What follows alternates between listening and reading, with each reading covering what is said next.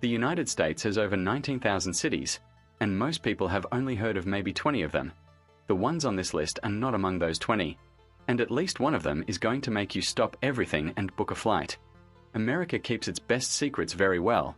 While everyone floods into New York, Miami, and Los Angeles, there are cities in this country doing something quietly extraordinary, places with a character so specific and a story so unexpected that the people who find them wonder why nobody told them sooner. These are 10 cities scattered across the United States that most Americans have never seriously considered visiting. And by the end of this video, at least one of them will be on your list. City 1. Marfa, Texas. Marfa is a city of fewer than 2,000 people in the high desert of West Texas, roughly 200 miles from the nearest major city, in a landscape so empty that the sky feels twice as large as anywhere else. It started as a railroad water stop in the 1880s and spent decades as a quiet ranching community. Then in 1973, a minimalist artist named Donald Judd arrived, fell in love with the light and the silence, and began converting abandoned buildings into permanent art installations. What he built became the Chinati Foundation, one of the most respected contemporary art institutions in the world. Today, Marfa draws artists, architects, and creative people from across the country. There are excellent restaurants inside converted ranch buildings and galleries inside former military hangars, and the pace of life here feels like the rest of the world simply has not caught up yet. Every evening, people gather at the official Marfa Lights viewing area to watch mysterious glowing orbs appear on the horizon. Documented since 1883, studied by a NASA aerospace engineer for years, and never explained. City 2. Bozeman, Montana. Bozeman sits in the Gallatin Valley in southwestern Montana with the Rocky Mountains rising on every side, and has become one of the most quietly desirable small cities in the entire United States for people who want outdoor life and genuine culture in the same address. Yellowstone National Park is 90 minutes away. Big Sky Ski Resort is under an hour, and the Gallatin River runs directly through town, cold and clear enough for world-class fly fishing within city limits. The outdoor life available to residents on any given weekend is something most American cities can only put in brochures.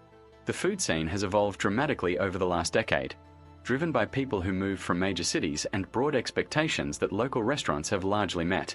The Museum of the Rockies at Montana State University houses one of the largest collections of dinosaur fossils in the world, including the original bones of the largest T-Rex skull ever discovered. City 3. Savannah, Georgia. Savannah is one of the most beautiful cities in the American South, and the fact that it remains underrated says more about how much attention Charleston and New Orleans receive than it does about anything Savannah lacks. The city was laid out in 1733 according to a grid of squares, small public parks surrounded by streets and buildings that create a series of shaded outdoor rooms across the historic district. 22 of these squares survive today, each with its own character and its own quality of late afternoon light that makes walking through Savannah feel like moving through a city designed specifically for people rather than traffic. The Spanish moss hanging from the live oaks throughout gives Savannah a visual atmosphere unlike any other American city, something gothic and lush and unhurried. The entire historic district was built over cemeteries that were never fully relocated when the city expanded. Human remains are estimated to lie beneath many of the most visited streets and squares. City 4. Spokane, Washington. Spokane sits in eastern Washington between Seattle and the Idaho border, and most people associate it mainly with being the place between better-known places, one of the more consistently inaccurate reputations any American city carries. The city was built around a waterfall, the Spokane Falls, which runs directly through the downtown core. The falls are visible from bridges and parks within walking distance of the city center, and in spring when the snowmelt pushes the water volume up, they become genuinely spectacular. Riverfront Park sits alongside the falls and includes a gondola ride directly over the water. The combination of falls, park, walkable downtown, and surrounding nature gives Spokane a quality of life that its reputation has never reflected. Spokane hosted Expo 74, the first World's Fair dedicated entirely to the environment, which helped establish environmental protection as a legitimate theme for international exhibitions and contributed directly to the cleanup of the severely polluted Spokane River. City 5. Taos, New Mexico. Taos sits at almost 7,000 feet in the Sangre de Cristo Mountains of northern New Mexico and has been drawing artists, writers, and seekers for over a century because of something in the quality of the light that is genuinely difficult to articulate but immediately felt. The Taos Pueblo, a UNESCO World Heritage Site, has been continuously inhabited for over 1,000 years and remains a living community today. The multi-story adobe structures rising from the valley floor are among the oldest continuously occupied buildings in North America. Georgia O'Keeffe and a circle of painters arrived in the early 20th century and began making work that tried to capture what the high desert does to color and form. The tradition deepened over generations, and the galleries and museums here represent a concentration of serious art remarkable for a town of under 6,000 people. Since the early 1990s, residents and visitors have reported hearing a persistent low-frequency hum across Taos that has been studied by researchers and has caused genuine distress in some people who hear it. Its source has never been identified. City 6. Asheville, North Carolina. Asheville sits in a bowl of the Blue Ridge Mountains in western North Carolina and has developed a cultural identity so specific that it has become the standard against which other mid-sized American cities measure their own ambitions. The downtown is anchored by Art Deco architecture from the 1920s and 1930s that was preserved almost entirely by accident. Asheville experienced such deep economic depression after the stock market crash that it could not afford to tear its historic buildings down and replace them with modern ones. The poverty that froze the city architecturally became the foundation of the identity that eventually saved it.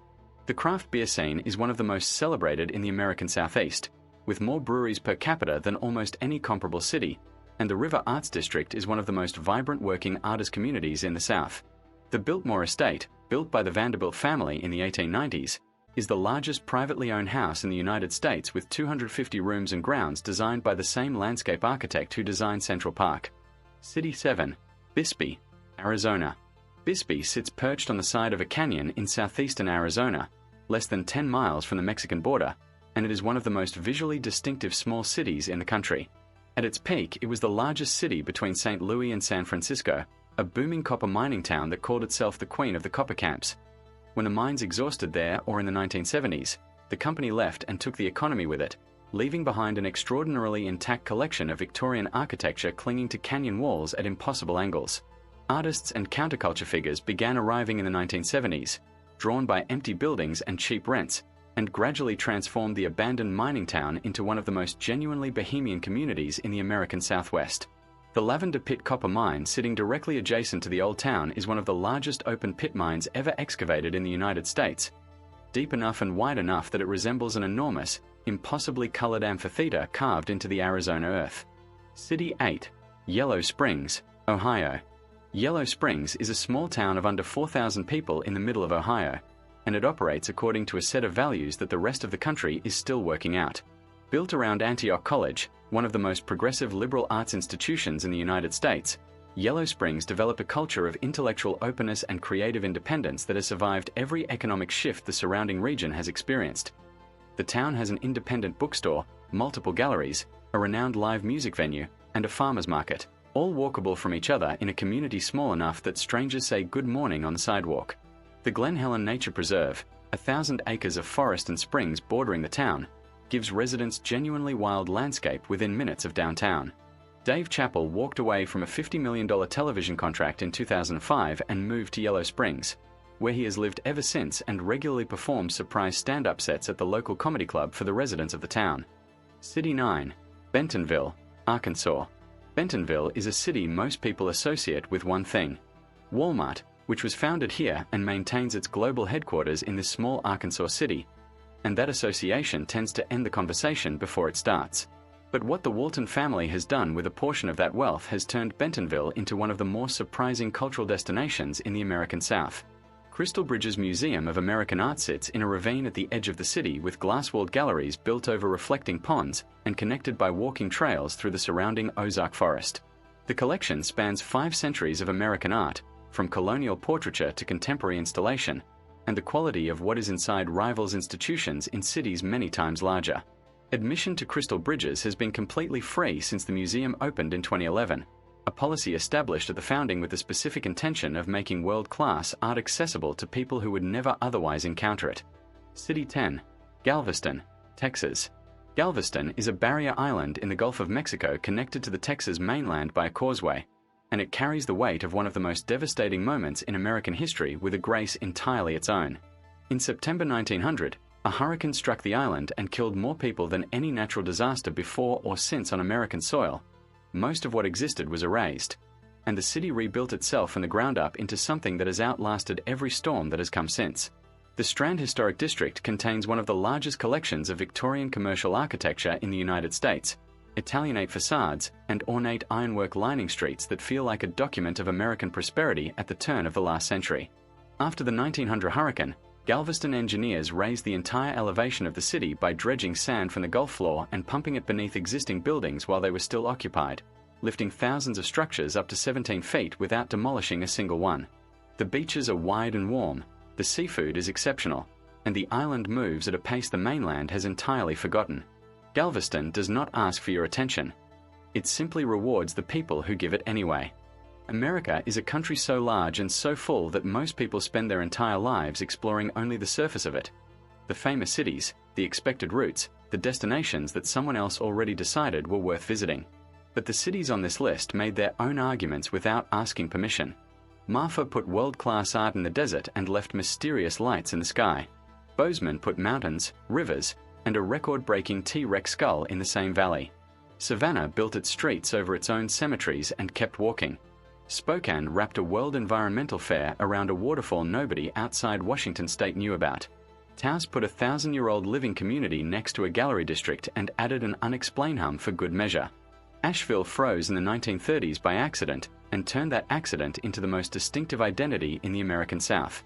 Bisbee clung to its canyon wall after the copper ran out and became something nobody planned. Yellow Spring stayed small and thoughtful while a generation-defining comedian moved in and never left. Bentonville took the world's largest retail fortune and quietly turned it into free art for anyone who shows up. And Galveston sat on its island, lifted itself out of the flood, and became the most resilient city on the Gulf Coast. Now we want to hear from you. Which city on this list made you stop? Which one sent you to search it immediately? Which one is already on your list for the next trip? Tell us in the comments, because that conversation is exactly what this channel was built for. Every week a new city, a new story, and a new reason to look at the world a little differently. We will see you in the next one. Travel the world, one city at a time.